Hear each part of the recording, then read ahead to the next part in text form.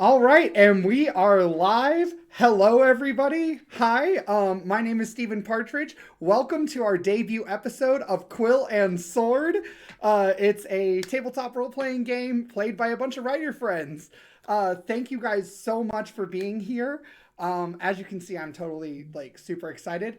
But rather than me introduce all my awesome players, I will have them introduce. And in our Nerdarchy traditional fashion, I will roll a d4, and whoever this lands on is going to kick us off, and then they can hand it off to whoever they want to next.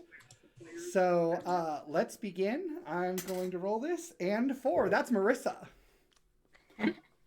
Hey everybody, I am Marissa Mohi. I am a writer and a tarot reader and kind of an online creative business coach.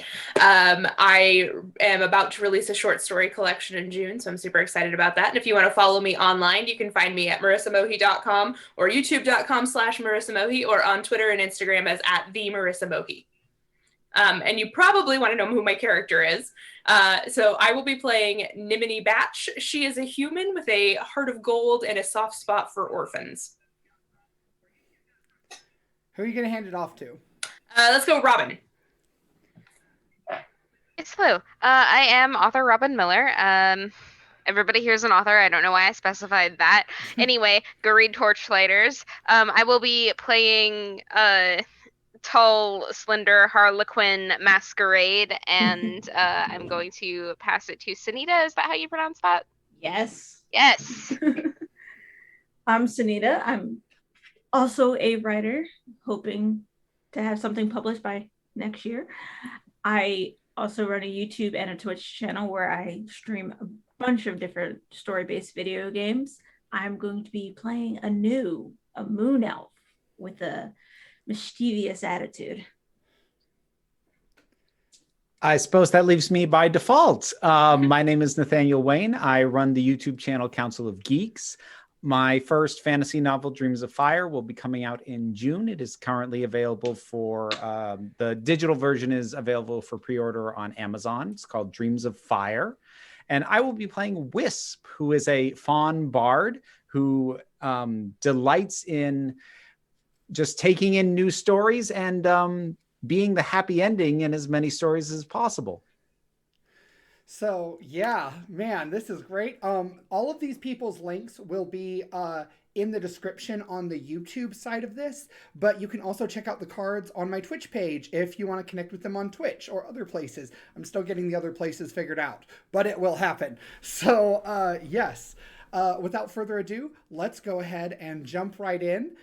You've already seen our homebrew rules at the beginning. So, is everyone ready? Yes. Maybe. Okay. We'll see. All right. So, the country of Voirais in Ulm is renowned for its technology and culture, for its art and artistry. To Voiresians, politics is called the Grand Theater, and everyone who is of any sort of status is considered a player in some sort of grand masquerade, as it were. It just so happens that this particular night is the Queen's Golden Jubilee. You see, Queen Chanelle Dumont is turning 50 years old.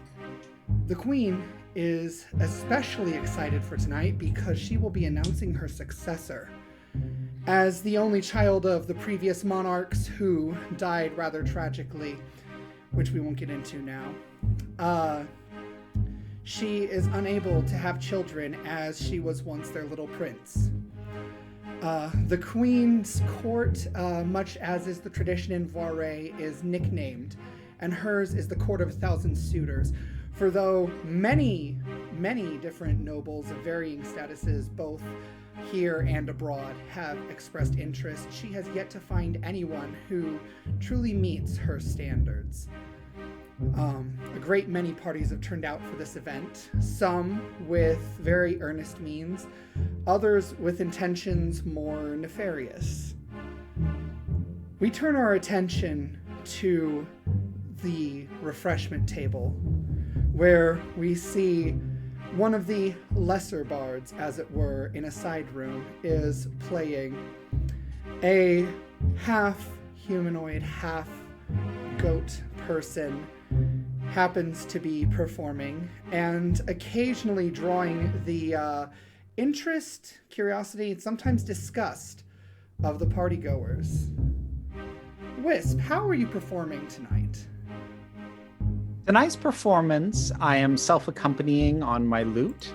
I have worn vestments slightly longer than I would normally be seen in, which means that I am favoring more twirling motions to allow for garments to flutter about and to garner more attention for myself as I do so. I am far enough away from the refreshment table that I'm not knocking anything over, but people are going to have to give me a wide berth if they don't want to be smacked in the face with a bit of fabric. Okay. Go ahead and start us out with the first roll of the campaign then, and make a wit check, and you can add performance if you so desire. That's just on a d20? Yep. So let me pull my thing up. I rolled a 10. My modifier's a 3, and if I add performance, that's an 18. All right. So, a woman wearing the signature color of green for the evening has taken an interest. Her gilded mask with jewels inlaid at key points to accentuate her eyes behind. She watches with arms crossed, her perfume nearly deafening you when you draw close enough. And after a moment, she looks. You have no hat? No thing to put in a coin? I will spin a little closer to her, being very careful not to knock anyone as I do so. I will stop within a foot of her and stop dead still, and note a coin purse on my belt, very delicately pull it open and say, if you wish to tip me, you must do so at a close distance. I see. And she reaches forward and just places the coin gently. You have received a gold piece that you can add to your inventory. She leans back. I'm curious. How does a satyr, oh, excuse me, that is a slur, is it not? A faun find their way into the Queen's Golden Jubilee? Well, you have seen how. Any gathering of this size requires entertainment.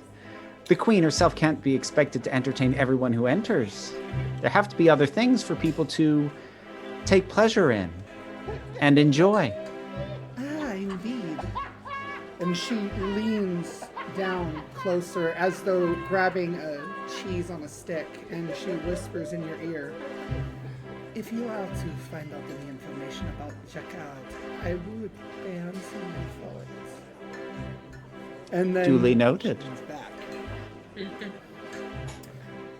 Across the room, Nimini, you notice that this older woman has taken a keen interest in the faun bard. And a man beside you sort of nudges you with his elbow a little bit. Is it not disgusting? The Queen just inviting whoever she pleases into this court as if it is not a human court. Well, you know, I suppose it's not traditional, but it appears that there's enough food and beverage and, honestly, money and a roof over our heads enough to go around, so I think it's fine. You know, why not? I understand that, you know, some people prefer humans, but why not? It's such a great dancer! Why not? My cousin has always been of that sort, but first it starts with fauns, who they are tame enough to. But next thing you know, she's inviting elves and dwarves and who knows what else. Gargoyles? No, not here, not in this court. Not if I have anything to say about it. Well, you know, I guess you don't have anything to say about it, though, do you? It's the Queen, correct? I'm not from around here. I don't, you know, attend these events. I want to make sure I understand everything correctly. Do you know who I am? No, I'm Nimini Batch. I'm an advocate for orphans. Would you, you don't shake hands, do you? Okay, I apologize. So it's very nice to meet you. What's your name, sir? My name is Duke Benoit Levine, and I may very well have something to say about what goes on in this court very soon if I am named the successor. Oh, well, that's a mighty if, and it's very nice to meet you, sir. When you, in the event that you are named the successor, I do have several projects I would like, to introduce to you. As you know, we have several orphans here in the city, and I do believe there is always room for more shelters, and, I think we need to take care of the city, Would you be interested in maybe talking about these projects I have in mind? Perhaps another time. Right now, I need to go see what's going on with this sitter. And he strides forward across the room, and Wisp, you see a paunchy, fairly broadly built man beelining for you at a speed that you wouldn't think would be becoming of this sort of event.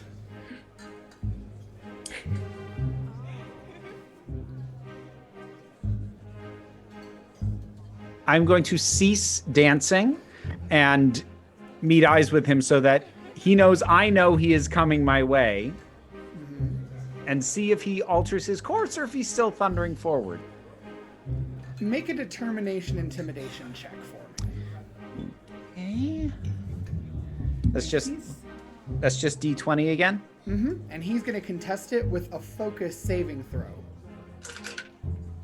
Oh, God. Oh. I just rolled a 1.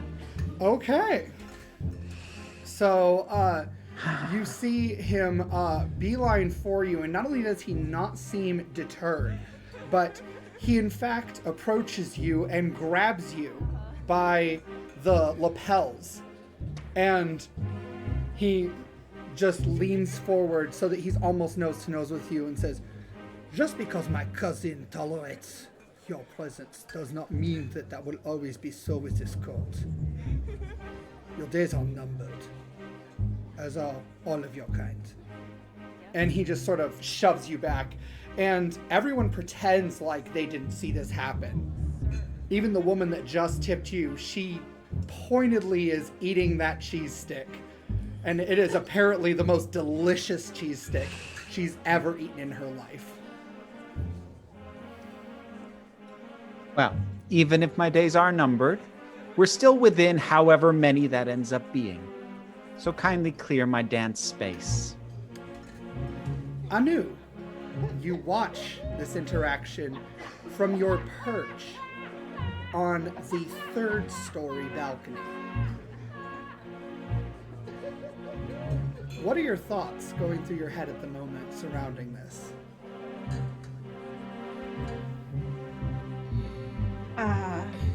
Up on the balcony, taking notes about which people at this masquerade party is going to find some itching powder in their pantaloons. Mm-hmm. And I would like for you to give me a stealth roll that is based on prowess.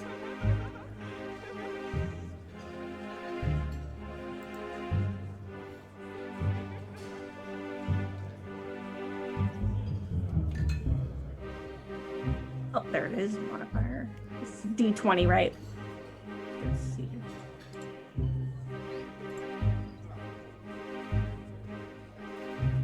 Uh, 14 plus 1. 14. Okay. All right. So,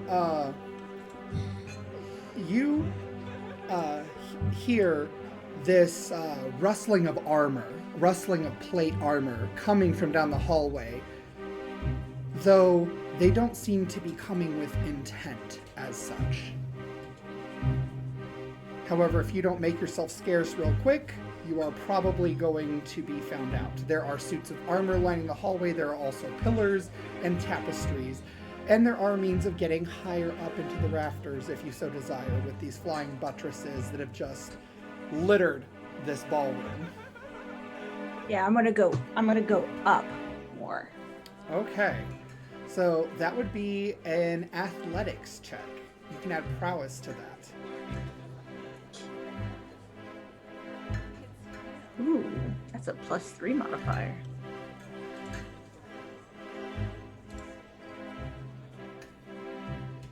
I got a 12 +3 athletic +1 modifier.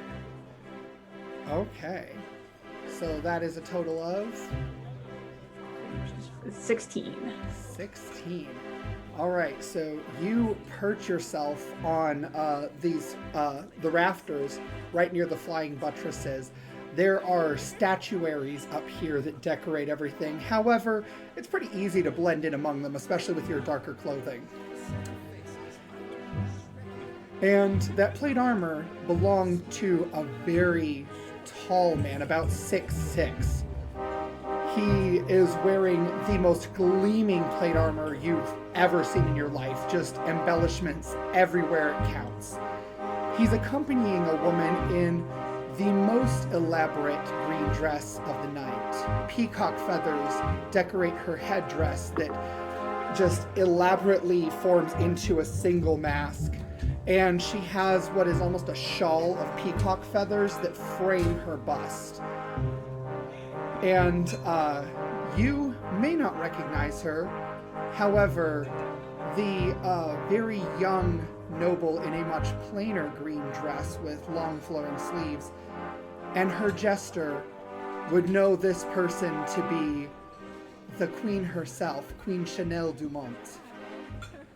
Masquerade, you and Angelique, the person you are accompanying, have been conversing with the queen herself after she took note of your especially ostentatious garb, flagrantly disregarding the theme of green for the evening, which she apparently found most amusing. Your gesture does still fascinate me, but I find you will make a good successor to your father yet. Do wish him the best, as I know he is ailing at the moment. And, you, Jester. And she turns to you. And I dip into that courtly bow and I say, my queen.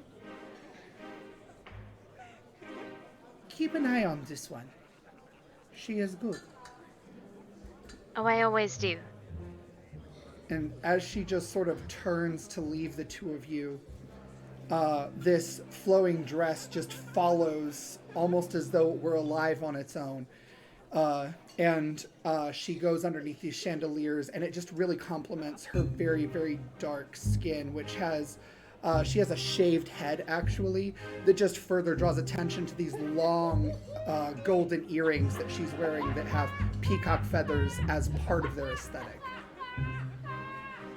And she just walks away with her guard, and the guard glances up to the rafters for a moment, and then just shakes his head and dismisses as though nothing, it must be nothing.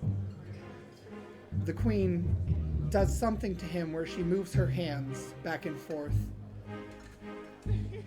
and they continue on.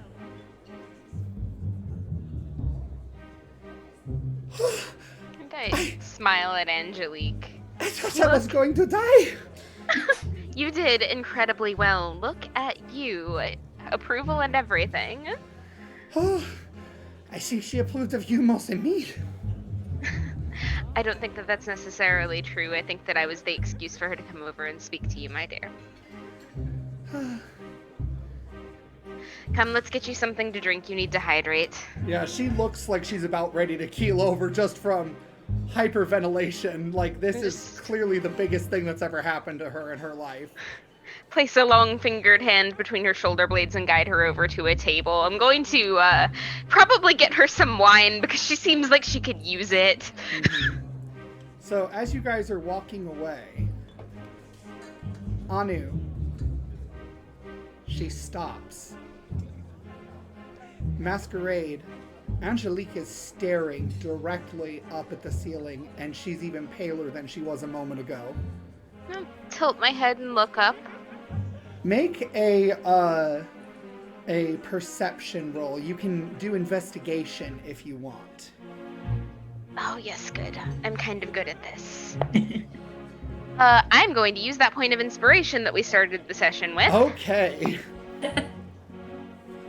23. 23. Okay. Okay. You see clear as day, there is a moon elf crouching behind the statuary up near the flying buttresses. And I lean down and murmur to Angelique, if no harm is done, then there's no reason to raise a fuss, and I will give a little finger wave and continue on my way. Okay. So you continue on your way, making your way down these long staircases. They're made of marble, so of course your heels click on each step, echoing on the walls.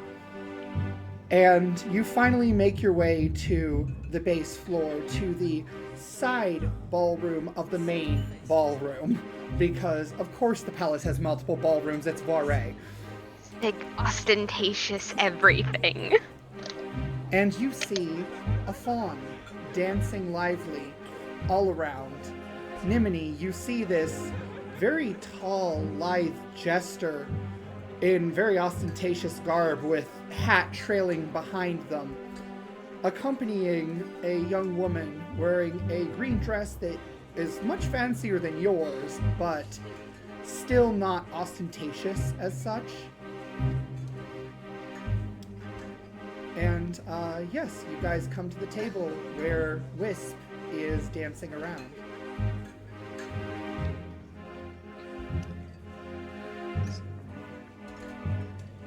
You see this woman who had just tipped you. She looks over to the jester and she leans to you just briefly as she leaves and says, "Be careful of that one." And then she walks away.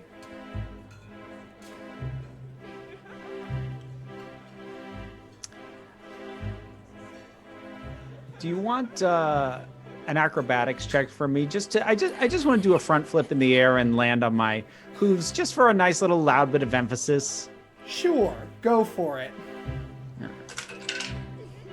Well, that's a nat 20. Whoo! Okay. So, describe how you nimbly do this flip and accentuate your performance. So this is going to begin with not only continuing to spin, but sort of spinning myself and spinning in a larger circle, sort of almost forcing people to clear and give me more room, initially already drawing more attention, and then without breaking movement at any point, stopping, doing a complete front forward flip. Both hooves come down and slam on the floor in sync for the loudest possible impact, and immediately going into a bow as I land. Nimini is very excited by it. Good show. Oh, acrobatics. I'm so glad I'm here.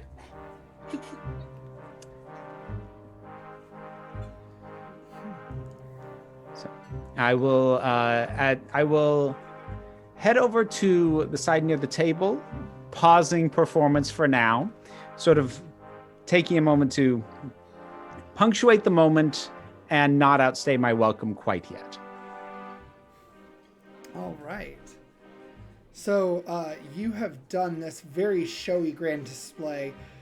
Meanwhile, up top near the balcony, Anu, you hear psst, psst. And you look down to see a dark elf. In this world, dark elves look just like humans, but with pointed ears. They don't have the light in their eyes or the vibrant skin tones of their cousins, the moon elves and sun elves. So you almost mistook him as a human. But those long ears is what gave it away. Also, the servant's garb was pretty obvious. Okay. I jump down and gesture. Yes. What are you doing here? Don't your kind stay to the woods for the most part? Like, if you are caught, you will be killed.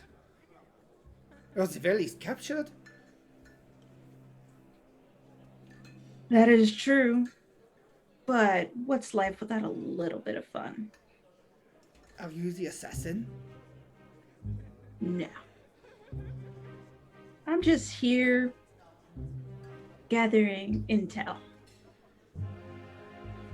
Is the assassin an elf? Some say it's an elf. What do you keep talking about an assassin for? Are you the assassin? No, of course I'm not the assassin. I'm Jean-Luc. I am no assassin. Okay, Jean-Luc. I'm gonna go scout over there. But if I find anything out about an assassin, you'll be the first to know. Be careful. The servants have all said that there's an assassin here tonight. You must be careful because you would of course be the first target. Oh, I'm always careful. All right. Well, if you need anything, seek me out. Same to you. And he just sort of like dips his head almost instinctively and then scurries away. So where are you scouting? I want to get closer to where all the people are, their attention's drawn, where Wisp is dancing. Okay. So are you going to do that the traditional way by going downstairs discreetly, or are you going to do it the flashier way of climbing along walls and whatnot as you are wont to do? I'm going to do it the flashy way. Okay. So I will need either acrobatics or athletics. Both are based in prowess. All right. I should just pull out my actual dice because swapping screens is... You said the inspiration is a reroll, right? Yes, it is a reroll. I'm going to do that. Okay.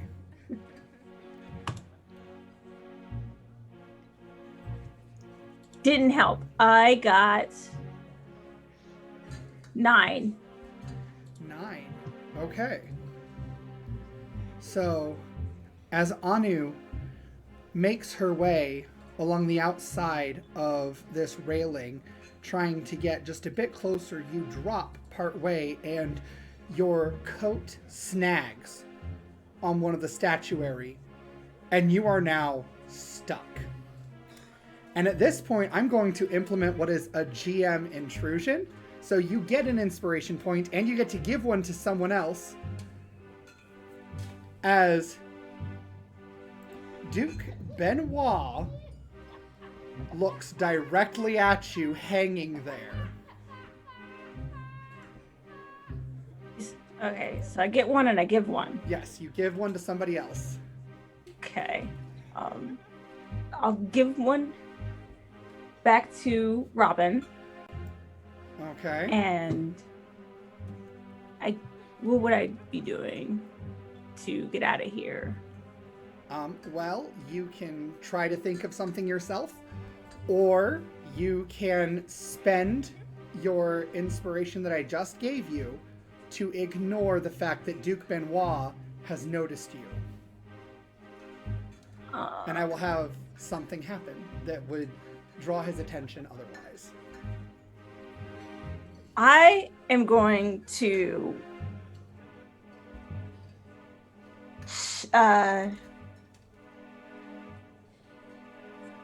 gonna shimmy out of my cloak Okay.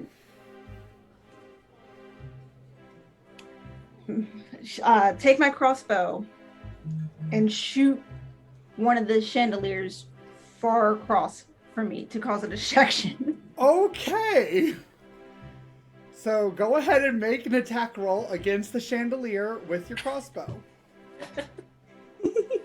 That's a prowess roll. Prowess roll, right? Okay. Mhm. Go big or go home. Clearly. Okay. And so is a D20 plus 1d6 plus 1. Okay, there it is.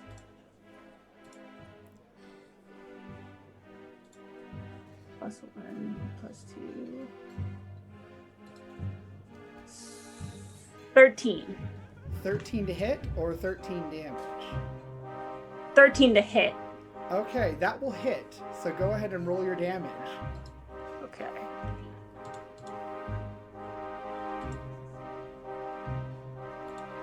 Seven. 7. Okay. So you shoot your crossbow, and the crossbow does in fact hit the strand of the chandelier that it is hanging from. This is a metal chain, but it is a very thin for what it's designed for, metal chain, and you just happen to spot that link that is just a little bit open. And so you hit it. And the chandelier crashes to the ground. Everyone begins panicking. People begin scurrying to the outside areas, to the courtyard or to the hallways. It is a mess right now. And amongst all the shouting, Duke Benoit's shouts of, "An elf! A moon elf!" is just drowned out. How is everyone else reacting to the sudden crashing chandelier across the way? I'm going to very calmly reach back and sweep my charge behind me. Okay. I'm scurrying as well, but I'm like, oh, such a ruckus! You know, it's just like babysitting the kids, and I rush off to the side. I am going to put my back to the nearest wall and largely observe. I am small enough to get trampled in a rush, so I'm not going to join the frenzy. Okay. So, I will go ahead and need initiative from all of you. Okay. This is important. So you can roll readiness as well if you are trained in it. That is how we do initiative, because initiative is an ability score. That's going to be 10. So, and we add the modifier, yes? Yes, you add the modifier. Wait, 21. Where's the 21. modifier? Okay.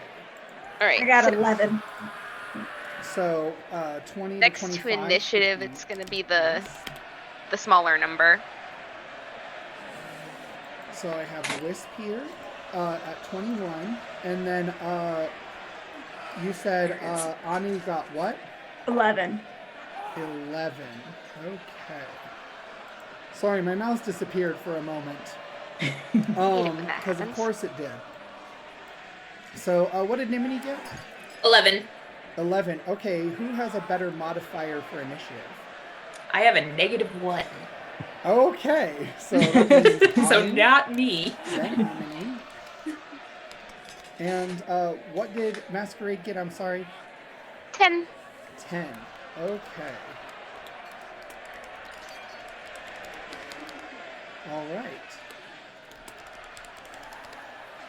So, Wisp, you are at the top of the initiative order. What do you want to do? Is there anything in particular going on besides just the general panic? Make a perception check for me. You can add investigation if you want. I don't think I have it, so... Like, you're asking me to roll my worst stat. You got this. Okay. This is Sunita's version of giving you bardic inspiration. Oh, that's a 4. A 4. You cannot tell. It's just so much panic, and the people are so tall. It's a ruckus. It is just a sea of green, just completely scattering like mice everywhere. I'm keeping my back to the wall. No one can bump me from behind as long as I got my back to the wall. Okay, the sights, the smells, like there is so much perfume in this room. You didn't realize it until a veritable wind whipped up with all of these different people's fragrances all at once passing by you. And it's just Lovely. a little too much to deal with. Very smelly court, isn't it? And Anu. you feel someone yank you up by your cloak and pull you back onto that second level. And you see a familiar face. It is Jean-Luc. What are you doing? Making fun? You call this fun? I call this a mess which I will have to clean up and probably get beaten for. No, I got this. It was an accident to get caught, but I didn't get caught. You cannot afford accidents here. You cannot afford accidents at the Golden Jubilee. Accidents get people fired or killed or worse. Scandalized. Well, now you don't have to worry about the assassin. I don't know that. Where is the assassin? Well, if I was an assassin and I saw this chaos, my plans would be ruined. Really? So you did this on purpose? Maybe. And he just stares at you dumbfounded. And it is your turn. I'm just gonna take my cloak and go. Okay, go where? Outside, further down?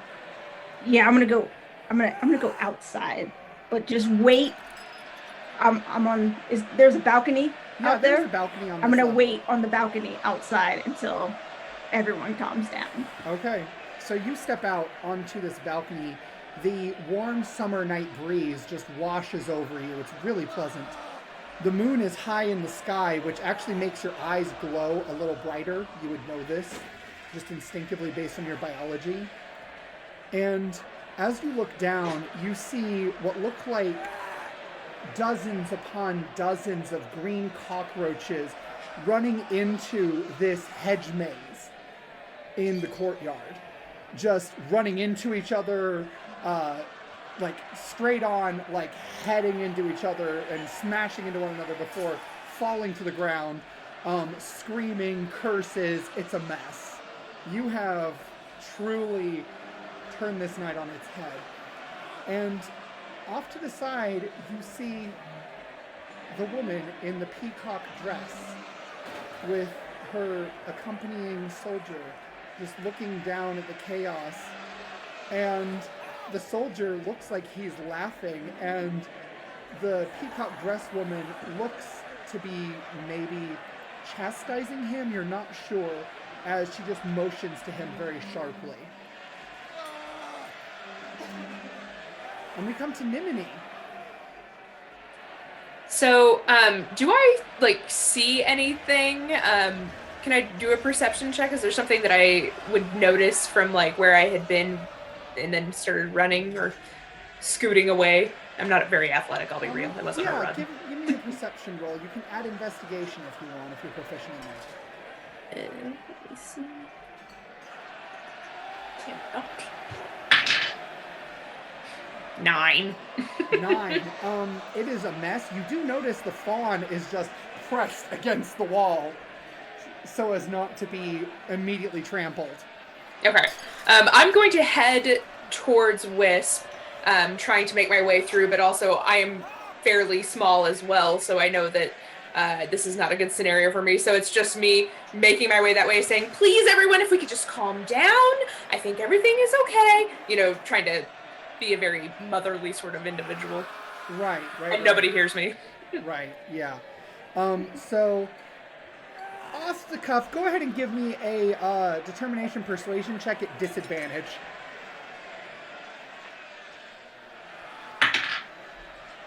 Uh, 7. Wait, with disadvantage, does disadvantage work the same way in... Yes, you roll twice and take the lower. Okay. I got a 7 and an 8, so I'll take that 7. Okay, and what's your modifier? So that was with the modifier, with the +3. Oh, that was with the modifier. Yeah, we're not doing good. Well, okay. First dice. So you are just like, calm down, everybody, please stop, and nobody's listening to you. It's like these people have never seen such indignity. Clearly, as a shattered chandelier. And at this point, soldiers are rushing into the ballroom, specifically the main ballroom. And you also hear soldiers marching up the stairs. So people are going to the second story as well. Masquerade, what are you doing in all of this chaos? So I am going to just carefully take Angelique's hand. I'm going to step up onto a table and bring her up with me. And I'm going to give my loudest whistle to draw some attention. Okay. Go ahead and make a performance check. This wit. Dirty 20. Dirty 20. Okay. So you just blow this loud whistle with both fingers and everything just dies down inside. And you now have about half a dozen people staring at you. Everyone, stop moving, stop rushing for the exits. We are going to orderly exit the ballroom. And I'm going to turn it over to Angelique because she's the noble here and she's the one that people should be listening to. This is a teachable moment. Okay. And she just sort of like fiddles with her fingers a little bit as she's wont to do when she is very nervous. Yes, please form an orderly line. And she kind of looks to you. You heard her. Form an orderly line. There are exits, and I'm going to start pointing out exits. And go into the courtyard. Go! And she almost seems as though she's speaking to small children, Nimini, as she just points, like, go to your room. With probably more force than she intended. Mm-hmm. That's good. That's good. That's commanding. She needs that. And they go. True enough, they go. They file outside, and everyone just sort of stands around. Well, now what do we do? I don't know. What do we do?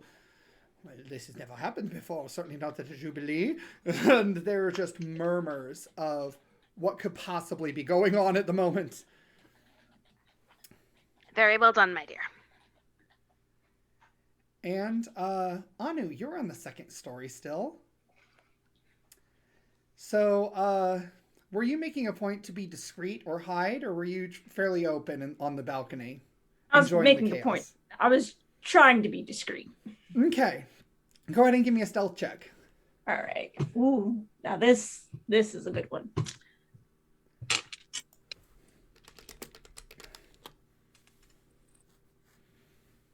$17. Okay. So, let me roll real quick. Okay, well, that certainly was a thing. So, this guard just sort of pokes her head through the door, like her helmeted self, and it's actually their helmets have these visors on them that clearly keeps her from seeing in her periphery very well, and you are just hanging out in the periphery. So she does a quick 1-2, and she's gone. All clear. Someone really needs to help this queen with her security policies. Seriously. And yeah, she then marches on to the next area, calling that it is secure. And now, Masquerade, go ahead and give me a perception roll at advantage. Okay. And you may need that advantage. Oh, I definitely needed that advantage. So we're gonna go with 16 flat because with advantage I rolled a 16. Okay. Oh, wait, no, I lied. This is perception. That's going to be 18. I have +2 on that. I was looking at the wrong column. Okay. So, you watch as these people file as commanded by Angelique. And you feel this almost swell of pride as she has commanded these other nobles who are of clearly more status than herself to do a thing and got them to do it. And as you turn around to congratulate her, she is not there. Oh, Oh no. No, this did not. Oh, okay. I am not going to panic. I am going to look around the immediate vicinity, see if she stepped down or something. I'm like, Okay. And the rest of you at this point, except for Anu, because she is still hanging out on that balcony. So Nimini and Wisp, you would notice that the noble that this jester was just accompanying is not there. It's like she just walked away or something. okay, there's absolutely no way that she wouldn't have gotten my attention if somebody had grabbed her. Okay. Can I look at the table and see if anything has been disturbed? It does look like it's been disturbed where she left her heeled shoes.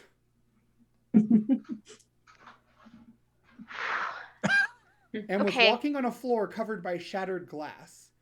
Oh no, that is not good. Okay, I'm going to pick her shoes up after I make a note of which direction they are facing. I'm gonna see like what's scuffed and what direction she probably went in based on the layout of the table. Okay, go ahead and make another perception investigation roll. Okay. I can do investigation. And I'm good at it. either of the other two of you, Nimini and Wisp, can also make a perception roll if you so desire. 23. 23. Okay. 15. 15. I got a natural 1.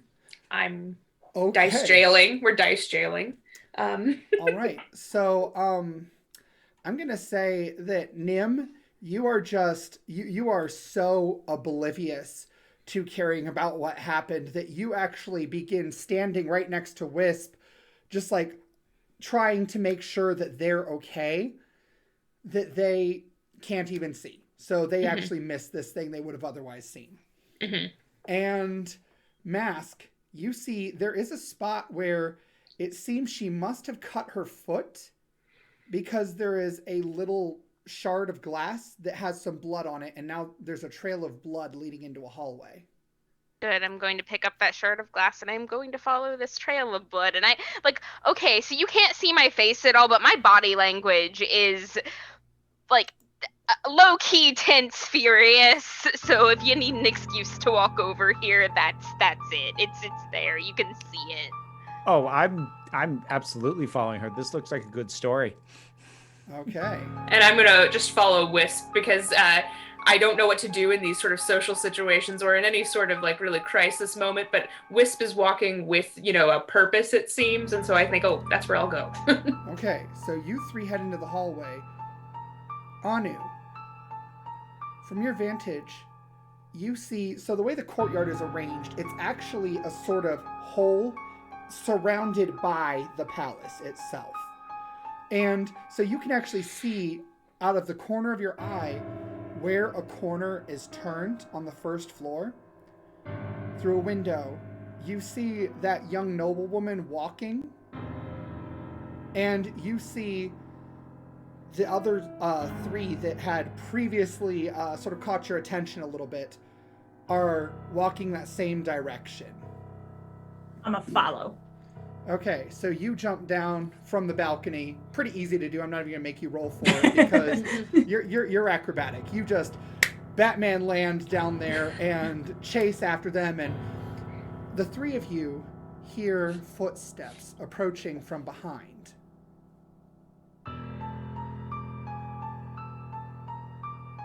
I'll look behind. Yeah, I'm not. I am like hyper focused on what I'm doing right now. Okay, you see a moon elf wearing a purple cloak, her eyes glowing, and they almost seem to glow a little more whenever the moon catches them. Just these vivid blue eyes that are luminescent in nature. Her silver blue skin, and she has white, is it braided or is it dreaded? I can't tell from the art. It's braided. Braided. She has these white braids just hanging down under this hood. Invitation? Oh, sorry, it's a milder cloak. Yeah, mine too. Don't worry about it. I turn around and I just assume that this, like, oh, okay, they just left their invitations. And then I'm like looking back at Masquerade. Masquerade, you continue pursuing forward. And As you do, you hear a door close. Just like a... and a latch close behind it. At the direction the blood is going in. Yes. Let's go that way. Okay. As you go that direction, you turn the corner of this hallway of the palace. So you are getting pretty far down at this point. These statues that just line the halls are casting their shadows in such a way that you have a hard time distinguishing between what could be a person and what is ornamentation. Oh, let them come at me at their own peril. On the pillars that are interspersed between the statuary, you see weapons, swords, axes, things of that nature mounted on display for their finery rather than their function, probably. Some of them do appear to be silver, or silvered at least. Can I find a silvered sword among all of this? Yes, I mean, if you're willing to steal, you can absolutely find one.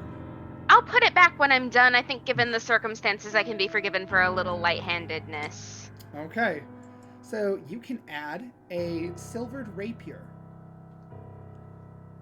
to your inventory. The rest of you also see how this hallway is decorated. It's actually got a marble floor with a red crimson carpet that makes it almost difficult to see the blood a little bit. For whatever reason, Masquerade is honed on this trail, though, and can follow it easily. As you step, even the shuffling of the carpet seems to echo. The panic outside seems to have died down substantially, and now you just have silver blue moonlight filtering in through sheer curtains. And you all hear what sounds almost like stone grinding on stone, and maybe metal thunking on heavy metal. And then it sounds almost like a latch once again, coming from the same direction that the door shut previously.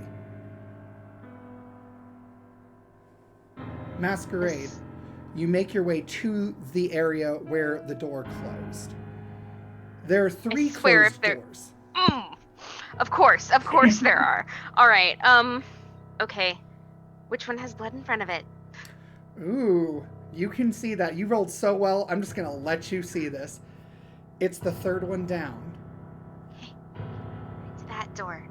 Because if that hadn't worked, I'd have started checking the temperatures to see which one had been touched most recently and hope that worked. But, like, this was better. You touch this ornamented doorknob and jiggle it, and it is locked.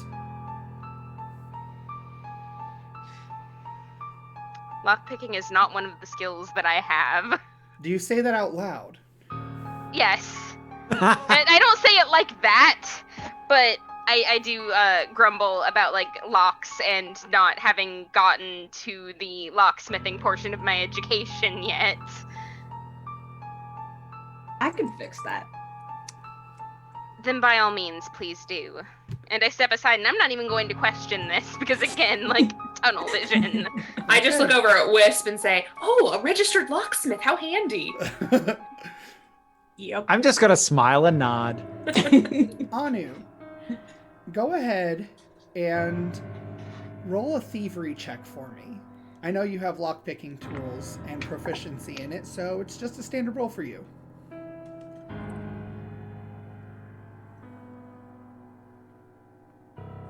12. 12. All right. So, this lock is not difficult to pick, if I'm being honest. It's very fancy. It's not very functional, probably partly because it's so fancy. And you easily just hear that lock click, and the door swings open. Needs a little bit of oil. You have my thanks. I have to continue on here. I'm not entirely sure what's happened, but I'm like holding the shoes, and I look at the shoes and gesture haplessly to the shoes, and I keep walking. Mm-hmm. So I mean, they are nice shoes. You enter this room, and it has a big hearth with a fireplace currently going. And there are bookshelves lining this room. It's a fairly sizable room, nothing like the ballroom you were just in. It seems to be a grander version of a study. There are upholstered and leather upholstered chairs situated around the fireplace as well as around this very large desk. You see there are some books open on the desk. There is one book open on a side table beside one of the chairs near the hearth.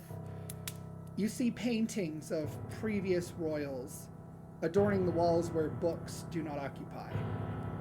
And high, high windows, well above the windows you just saw. These are probably on what would equivocally be the third story. There are ladders that spiral up, staircases that spiral up into other levels of this study. And there is a single ladder that rolls and can gather books from the main walls.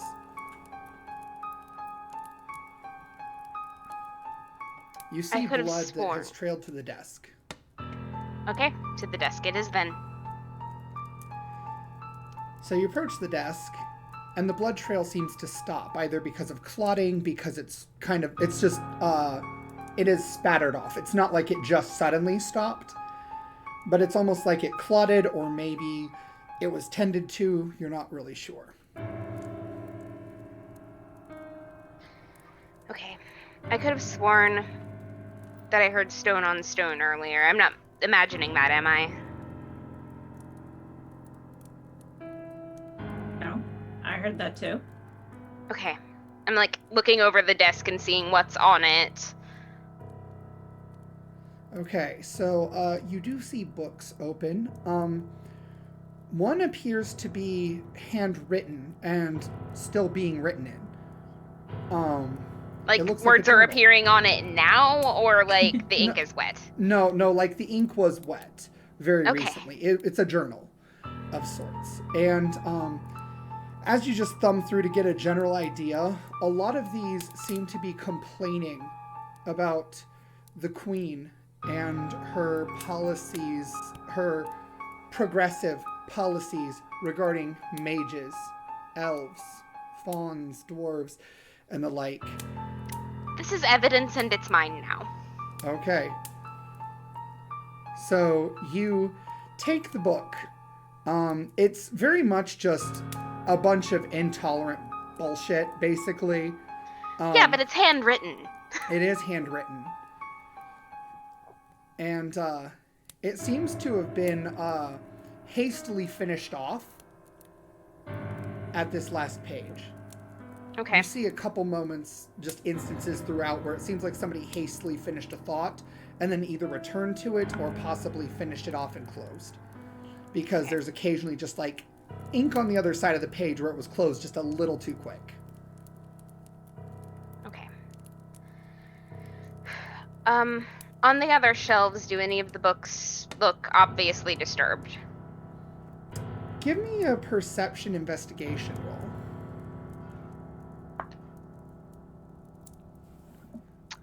Thankfully, one of my boon companions gave me an extra inspiration die, so I don't have to keep that one. Okay. 11. 11. You don't notice any of the books being particularly disturbed. Okay.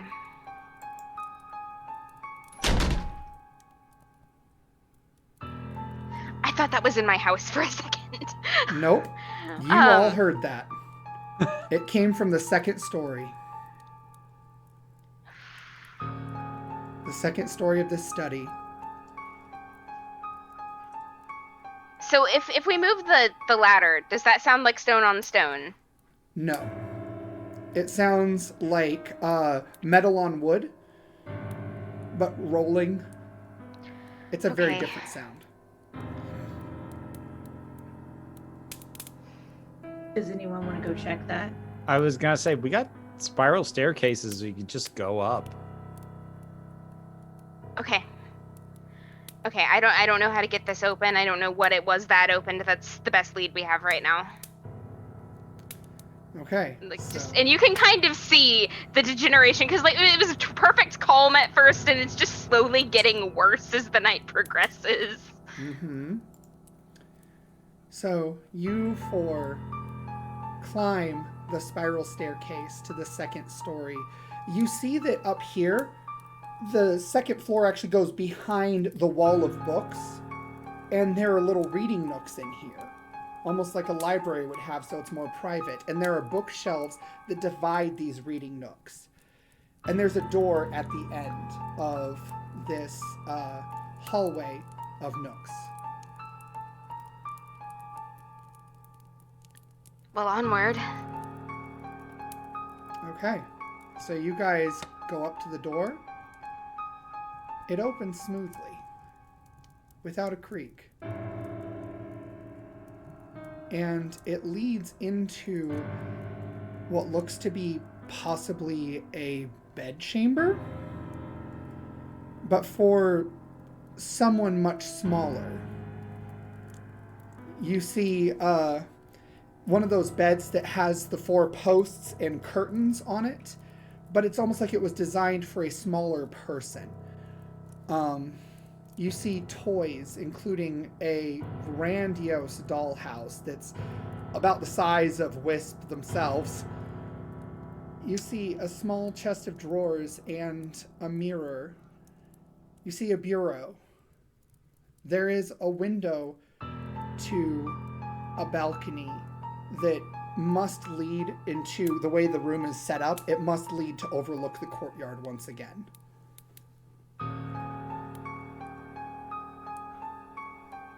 Is there any source of light in here presently, or are we going off of moonlight coming in? You're going off moonlight coming in right now, so it is dim lighting.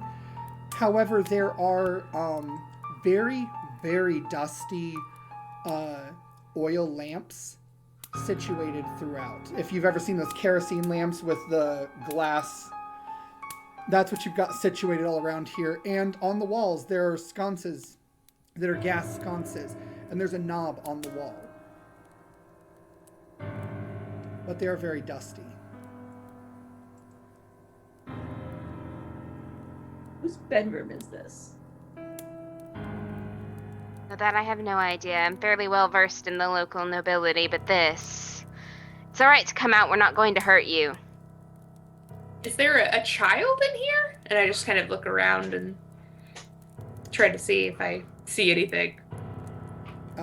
Give me a perception investigation check, Nimini. You would ask that. Yes, I would. Just blow on your own dice. Yes. Did it 9. No. 9. That Okay. includes my bonus of +3. So, it's a rough Okay. night. Okay. Ooh. So, you don't see anything of note. You do see a portrait in the corner, though, that catches your eye for whatever reason. Mm-hmm. You see a woman who just has this very, very dark skin, accompanied by another dark-skinned man, both of them dressed extremely finely. The woman wearing what looks to be almost like a feathered gown of sorts, with this long red silk. The man and woman are accompanied by 2 children, both of them boys. They look identical in the painting. Both of them dressed very finely. You Did see we the just woman wander and the into man. some men in the iron mask stuff? Is there any kind of engraving at the bottom of the portrait, or it's just that? Just It's that. It's like whoever would look at this painting would know who these people are. How inconsiderate. Do I know who they are? You would not. Would I know? Probably not, no. Give me a wit history check.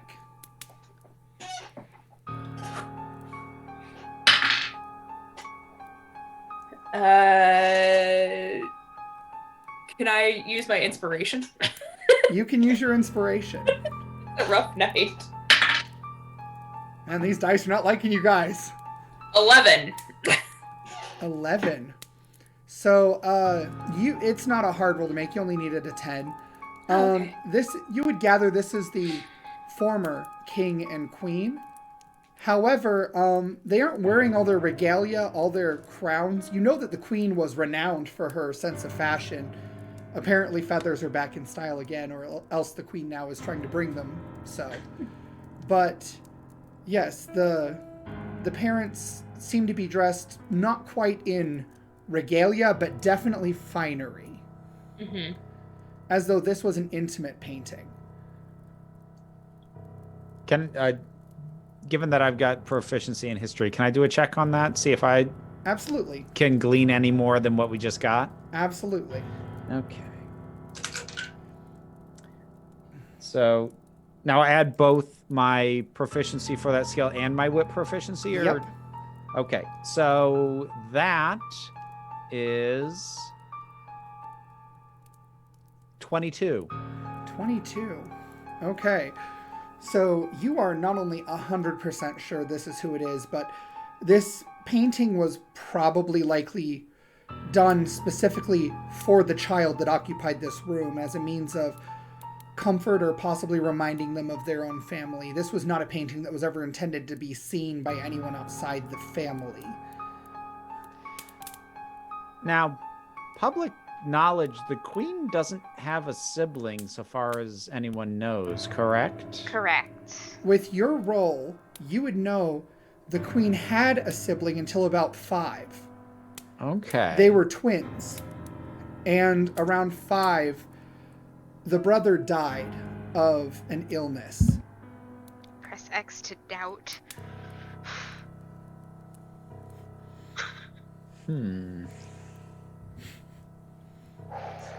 Sorry, I bumped my mic. No, you're fine.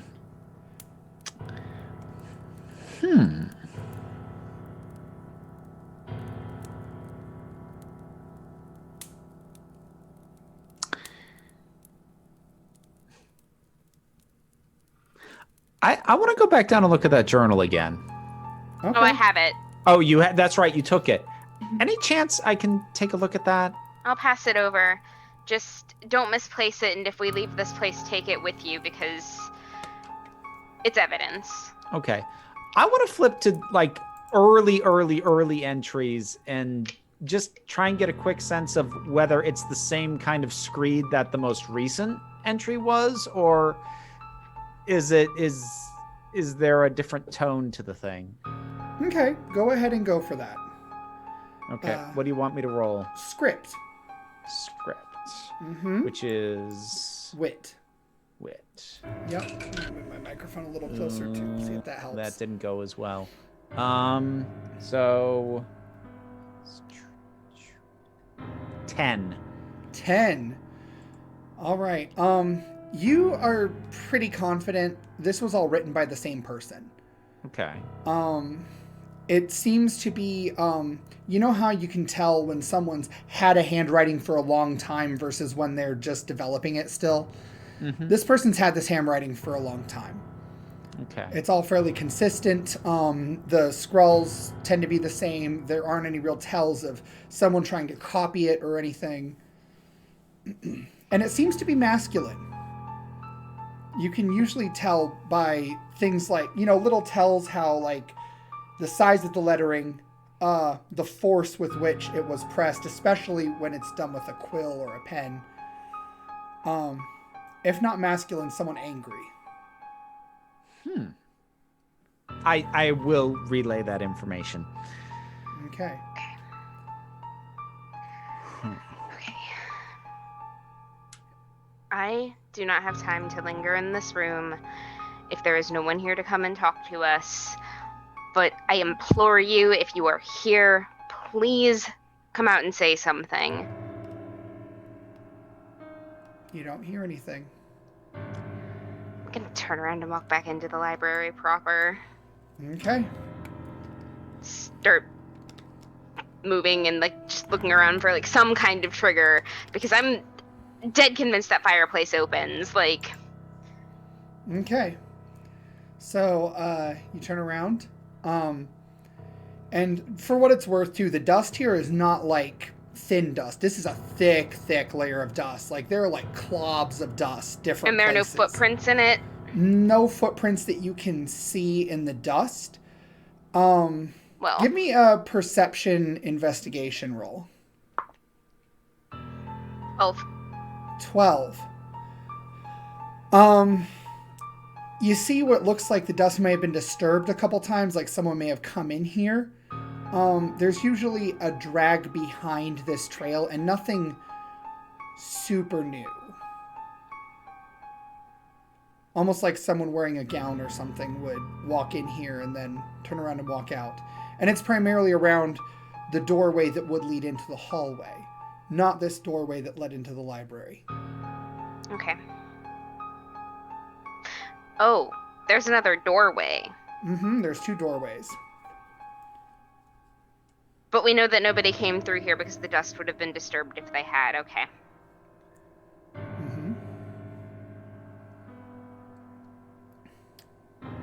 So when you turn back around to enter the hallway, the door is locked now. So we're now locked in the library? You're locked in the child's room. Oh, in the child's room. Oh. Oh, someone did this on purpose. And I laugh quietly under my breath at first and then building to a more audible one. And I'm like, you had best open this door. You are not going to like what happens if you do not. I'm trying to be like overly optimistic and helpful. And so I'm just going around like, well, there's a logical explanation for everything. And I'm just like looking at stuff that like the surfaces, peeking under the bed, trying to see if, maybe there's just a key somewhere and we just dropped it, Ooh, give me a perception investigation check. For the love of God, do your job. 8. 8. This isn't a hard roll to make. There are scorch marks under the bed. Old scorch marks. But scorch marks. I wonder what happened here. Was somebody setting fire underneath their bed? What's going on? That's what I say to everybody. And I'm inviting them to tell me what the hell's going on. Okay, everyone else can try to make a perception investigation check. Do better than 8. 5. 5. 15. 15. Ooh. Oh, there it is. 18. 18. So, Anu, these scorch marks melted the carpet.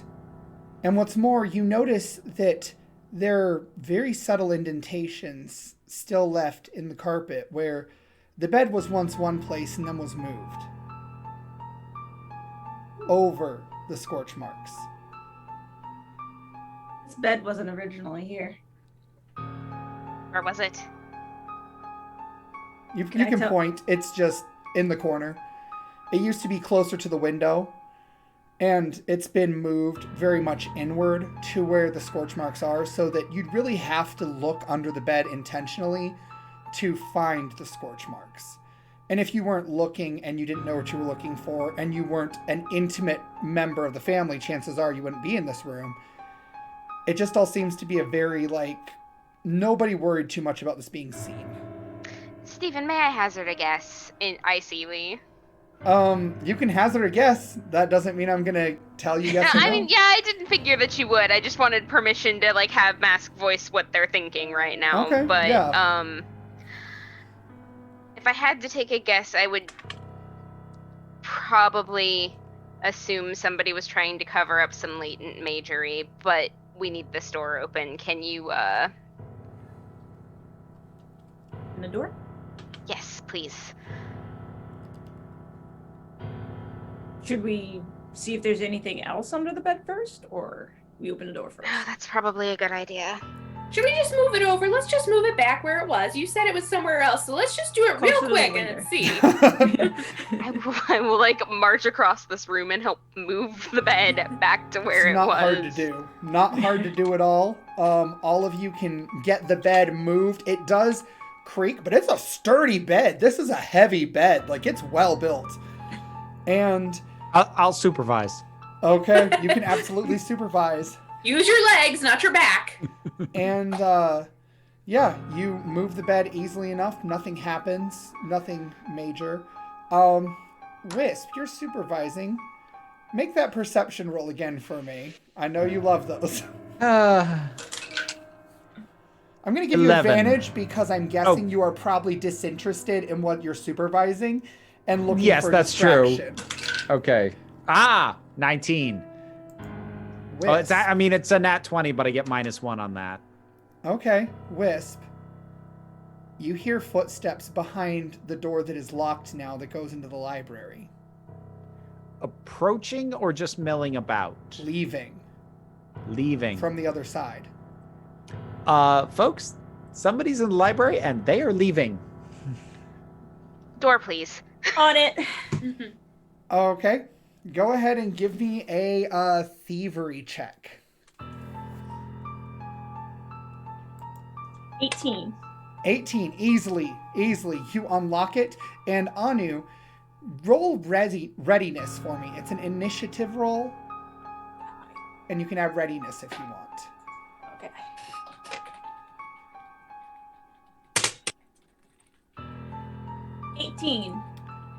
You see a cloak or something fluttering around the corner as though someone is going down that stairway. Ooh. Can I jump off? Hastily. You'll have to run through the hallway. There's not really a way to jump into the library proper. Oh, okay. But you can absolutely bolt down that stairway if you want. And you are a moon elf, which means you have a faster speed than everyone else. That's what I'm gonna do. Okay. So, as you get about halfway down the hallway, you hear that stone grinding against stone once again. And, yeah. Go ahead and make another readiness check for me. Okay. 17. 17. Okay, you actually see the fireplace is lifted up as you get to the stairs. In fact, you kind of half jump down the stairs once you get to a place where you can like grab this railing and swirl around and just kind of do a Batman thing once again. And you land and you see this person is running down this stone hallway on the first floor underneath the bedroom and behind the fireplace, and that stone grinding against stone and metal clunking together as it begins lowering. When it lowers, you hear something click in the desk. Oh. Okay. I am the biggest dumbass.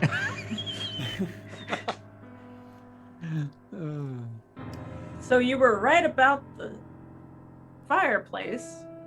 Just not the trigger. Yes. This desk is getting dismantled. There's nothing that is going to keep me from that doorway. So you all come into the study, I presume. Is that Yeah. safe to assume? Significantly slower. Okay, you guys come in down the stairs. You don't do the cool Batman flip. No, And absolutely not. No, I'm saving that move. you're right. Fair. You see where Anu is standing looking at this desk. There's a Masquerade, you trigger are the in here. last to come down the stairway.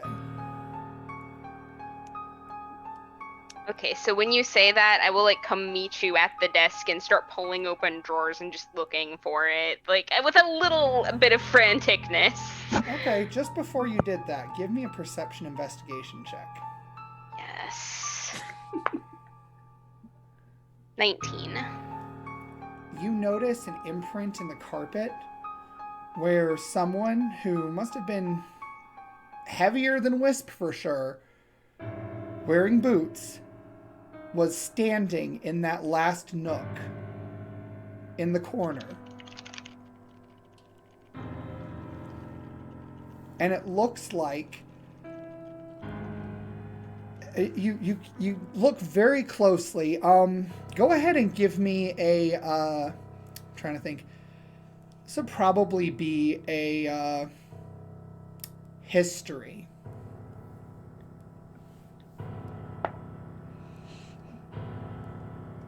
$16.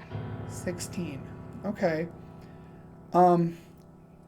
These boots are not fine boots. Like, you can tell the way they're designed, they just aren't in fashion. This is not the thing people are wearing. You haven't seen boots like this in a good minute. Are these boots made for walking? They are made for walking. That's what my brain did too. That's why I went like this. Yes.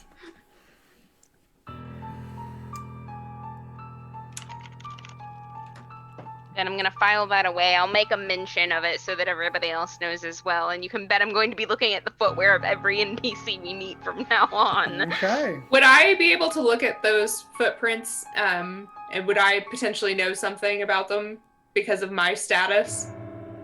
Roll a history check if you want to go look at those footprints. It's history is wit. 14? 14. Okay. You would know these are definitely like traveling boots. Specifically, you have been looking for a good pair of traveling boots before you got here because it was a long journey and you walked half of it. So like, you know, these are like specifically walking boots. Okay. They are designed for function and durability. And that's probably part of the reason why they made such an indent. They have that really good grab for wear and tear on the road. Okay. And I just mentioned that to everybody. Okay. This carpet probably hasn't seen boots that weathered in a long time.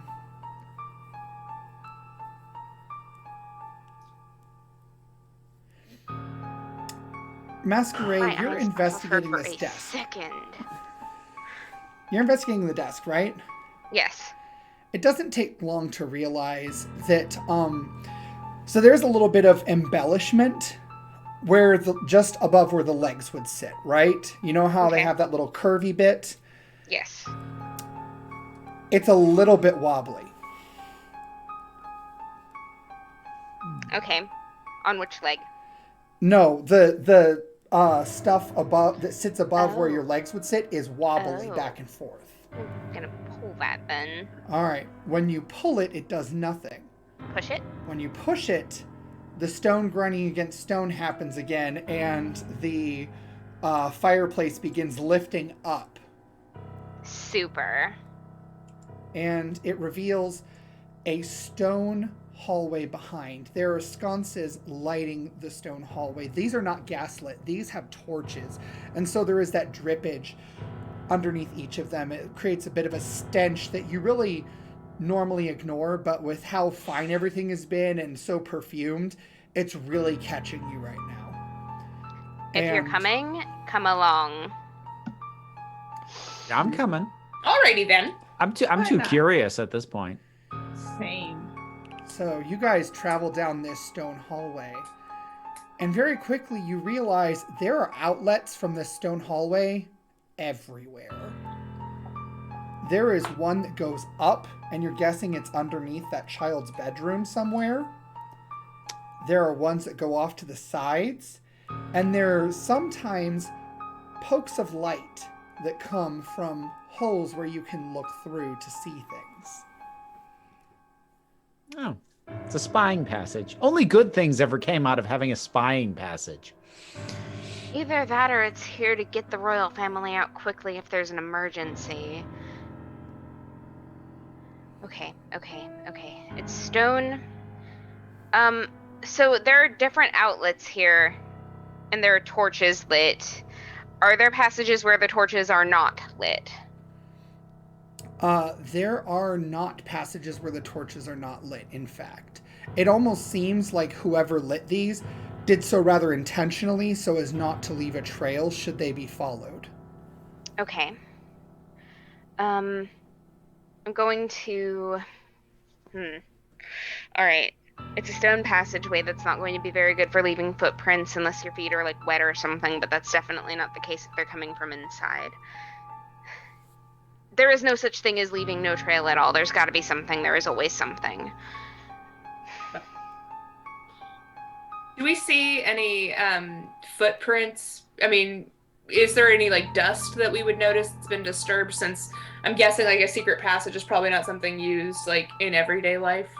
It's not used in everyday life yet. This one is conspicuously clean.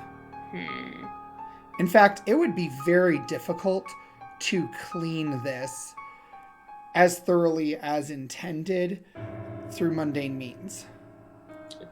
So, can I find anything that like might have been dropped, or because I have to assume that Angelique was not taken of her own volition, you know.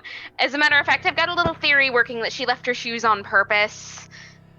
Wisp, I hate to keep asking you for this, but you're just the one that would know. I need that perception roll again. An investigation. That's a nat 1. Nat 1. Ooh. Okay. So, Wisp, as you are examining the cleanliness of this, you think, I really just need some more light. So you reach to get a torch, and you drop the thing, and it clatters. Oh no. And it echoes all the way down the hall. I'm sorry, that was really dumb of me. I could have just summoned some dancing lights. I don't know what came over me. Crap. But I will give you this as a sort of twist on your nat 1.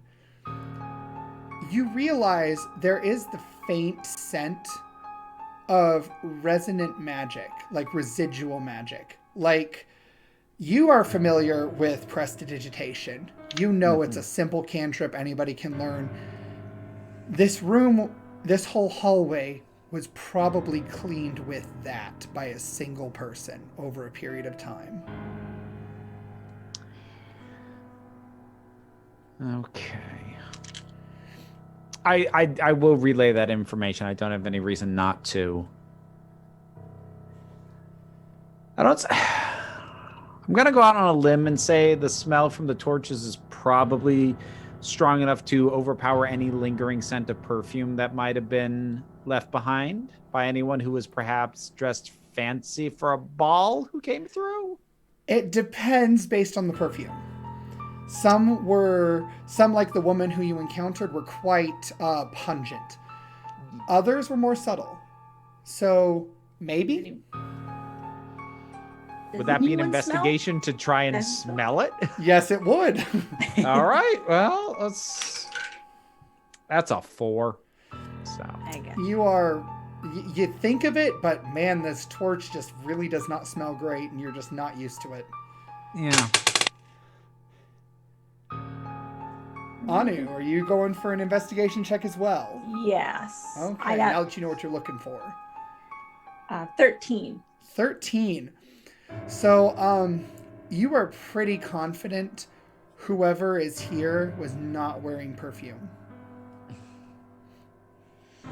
Because you are an elf, and the fact is you do have keener senses, especially being a moon elf at night. And you would have picked up on that, especially you being conscious not to smell like anything because you were being stealthy. Stealthy people don't wear perfume. Yeah. So no one of noble birth was here. No, that's not true. Someone definitely was, but if whoever did this snuffed out all of the dirt from this passageway with prestidigitation, they can take off perfume just as easily. And the same thing with blood on someone's foot. And I think she was leaving me a trail, but whoever took her was doing so consciously enough to cover that up.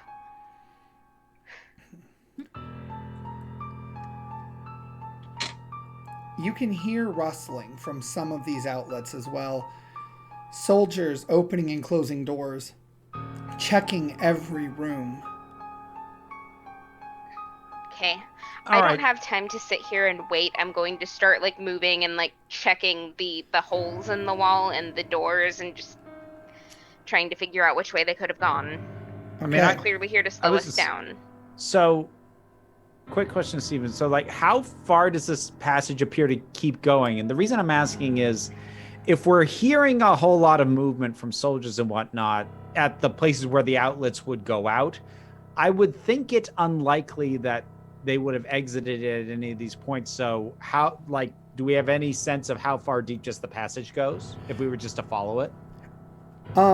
You in fact would probably know this just by virtue of being a bard. I'm just going to give this one to you.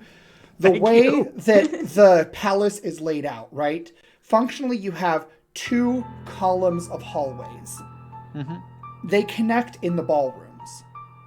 So the ballrooms act as a sort of central hub, and there's a throne room beyond it. The courtyard is sort of an opposite hub that exists within the palace. And then you would muster that chances are these hallways go throughout the entire palace to connect it all together in a covert way.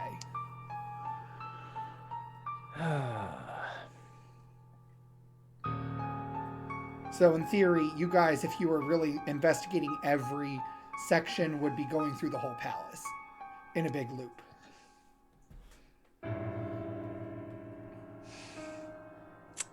Well, crap. I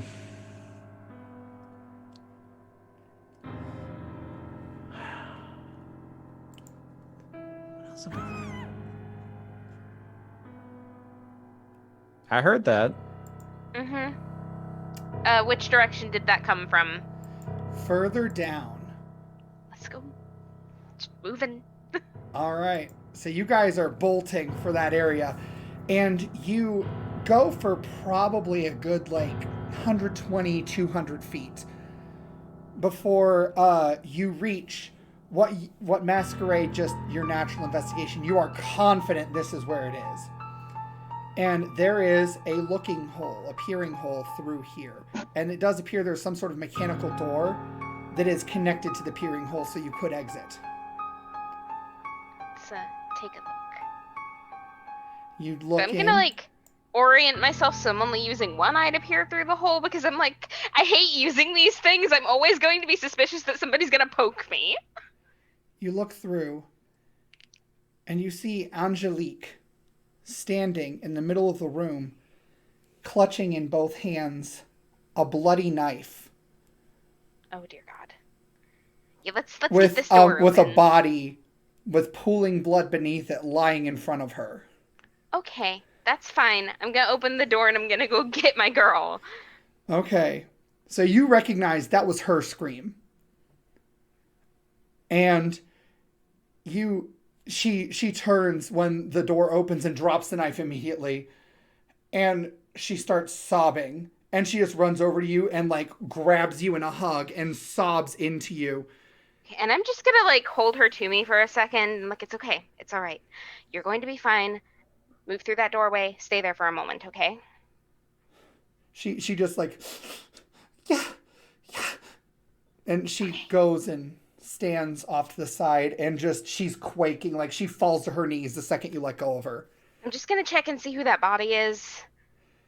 It is a familiar body to you, to Wisp, to Nim.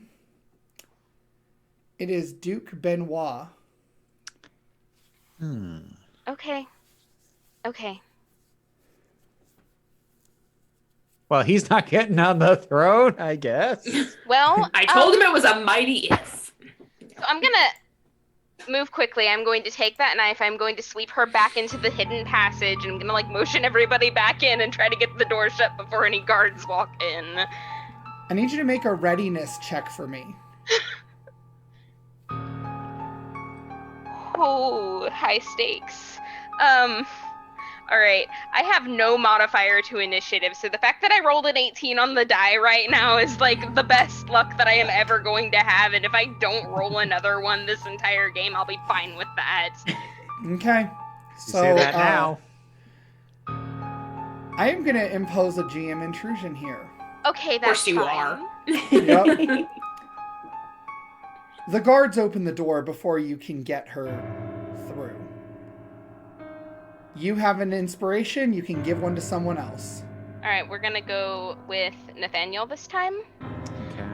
Okay. Nathaniel, you can add 1 inspiration to your pool. Got it. And Masquerade, the guards open the door, and standing behind the 2 guards that open this door is also the man who was accompanying the queen. And you see a familiar feathered dress step into the doorway behind. Okay. What has happened? What have you done? And that is where we are going to cut off a little bit early. Okay. Because you guys did way better in certain things than I expected you to do, and I did not expect that chandelier nonsense. Oh, no, that's true. I am absolutely 100% okay with having a couple of weeks to think over what happens. Right? See, I love that you say you didn't expect that yet. You had a sound effect for it. Right? I have a sound effect for so many things. So yeah, actually that brings up something I wanted to shout out.